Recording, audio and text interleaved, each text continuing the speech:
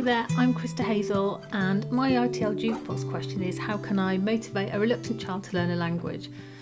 Well, we expect learners to learn and do, but they need to be motivated to get on and to be engaged in their work. So first, I, as the teacher, would have to consider what I plan, the resources that I create, or indeed the resources that I want to use, and indeed the access to these before I even get into the classroom. And that's really key because I need to get those aspects right. So firstly, what do I want them to know by the end of the lesson? How am I going to get them there? What resources am I going to use? What resources can the learner access? Am I planning for learning or just to get through the scheme of learning? And do I know the learner? And that is absolutely key. Those aspects are really key. So we can invoke curiosity by linking a task to an interest. So I definitely try that. I think if the learner sees a connection, it immediately gains their attention and gives them purpose. I'll do this perhaps if it's music, because I like rap music and Miss has found something. This reading task is about music, French rap music or German street poetry, because they like it, so automatically they're motivated, and it's a hook in. If there was something that's very specific I had to do, for example grammar, you can't shy away from grammar, we have to do grammar, I'd find a really quirky way to of introducing it, so perhaps through song, poetry, stories, perhaps using graphic novels, puppets, anything that I could get my hands on. Raps even I've done beforehand with a conditional tense, something to really engage the reluctant learner. And they might not initially like it. If you say, oh, we've got a grammar lesson, they go, oh, not really, actually, miss, I'd rather do something else, because they know that grammar's hard, they feel it's hard, and because they've been told it's hard. So I'd be really careful about that, and then try and find really interesting ways to hook them in. So with these elements in mind, then I can plan accordingly. And in the classroom and online space, we have a welcome, we have a meet and agree routines, and I think these are really key, really key. We have to get these right, even whether it's in the face-to-face classroom or online space. Regardless of the situation that we're in, I think this is really vital. So the learners, as they're coming in, and especially the reluctant ones, come in and feel seen, and that's really important, that they feel seen. We've seen them, they've seen us, they feel acknowledged, they feel perhaps have even had a smile from you, because you always say meet and greet with a smile, not with a grimace. And it's a smile from you before the lesson started, and they settle into the lesson while they're getting their things out there. You've seen them and they've seen you.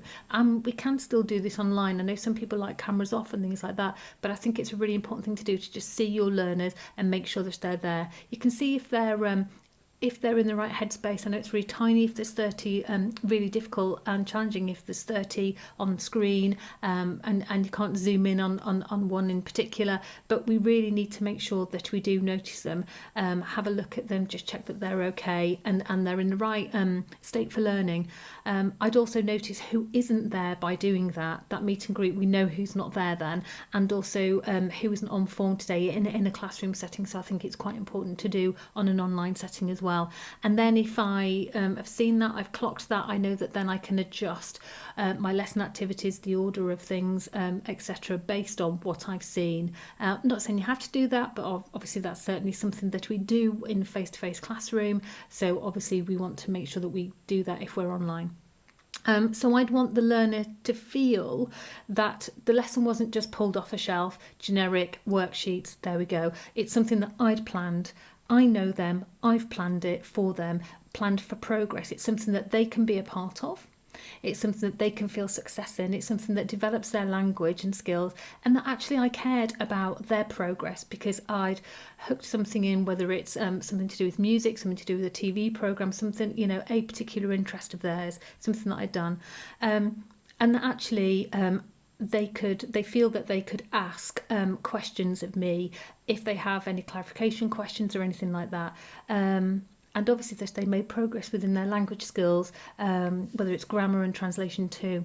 Some of the external factors, though, that some of our reluctant learners come in with, which we need to be aware of, and these actually affect our classroom and our lessons before the learners have even got to us. So it's not necessarily just all to do with our planning and whether we know our students really well, but what's the perception of languages in your school? Is this a subject worth learning? Because the learners are thinking about this. And if we've got senior leadership or perhaps other departments or something like that, colleagues saying things like, oh, this is a really hard subject, do you mind, it's easier, or, there's been some disparity with grades, this perception of harsh marking, which has been counted now and dealt with, we believe. But also if the school is saying you can drop this at the end of year 9, then a reluctant learner is coming to your language lesson thinking, well, why do I have to bother? I'm halfway through year 9, I'm going to be able to drop this soon. And actually for year 7 to say, oh, my brother's about to drop languages, so I don't really have to try. And all of these things are already coming into the classroom. That's in perhaps the learner mindset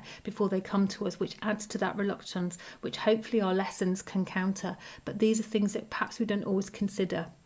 I know many of us do, but also learners come in with this, mindset of what do my friends think of languages? What do my parents, the carers, the significant adults in their lives, what's their perception? They also think, am I good at this? Am I good at this? Do I know if I'm good at this, or am I just bad at it? Does Miss like me? Does Miss care?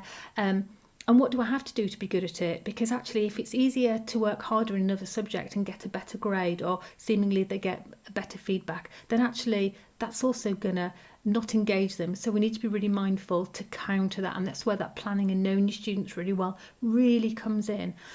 So actually students, and if we keep telling students actually, yes, it is worth it because this will help you in the future, and this is where this lesson fits, and this is going to allow you to be able to do this.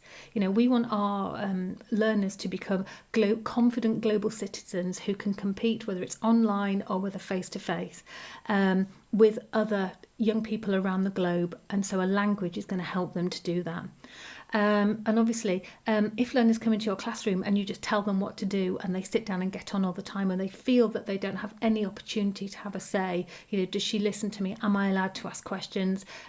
Does she care? Can I just do this because actually this particular topic is really important? And there's some discussion about tasks because you have more than one task planned, and have that alternative task just to help learners. That might be a really good way forward. And does she care? Does she care about me? And that's where that meet and greet is really important, I believe, right at the beginning. So to conclude, I would make sure that I know my learners before I even start planning, know them really well beyond the data, to consider what I want them to be able to do and recycle perhaps what they've learned before, so I can just help them if they can't place where they've learned it before. Plan a range of tasks and activities that are well scaffolded to develop all 4 language skills and confidence, and really hook them in to learning so that the lesson takes them on a learning journey. It's not a process that's done to them, and that they feel, any reluctant learner feels that the lesson was planned for them, designed for them, so they can make key progress in languages. Provide scaffolding and stretch and challenge, obviously, and create an alternative task because you never know when a lesson goes awry. And obviously make sure that I create opportunities for peer collaboration, because sometimes teachers need to step back and just let students work together, and that could be a really, really motivating factor. They learn really well from one another and really engage well with that. It's also an element of trust as well. I trust them to get on with that work, regardless of how reluctant they may have felt at the start of the lesson or in a previous lesson. I trust them to be able to do the work now.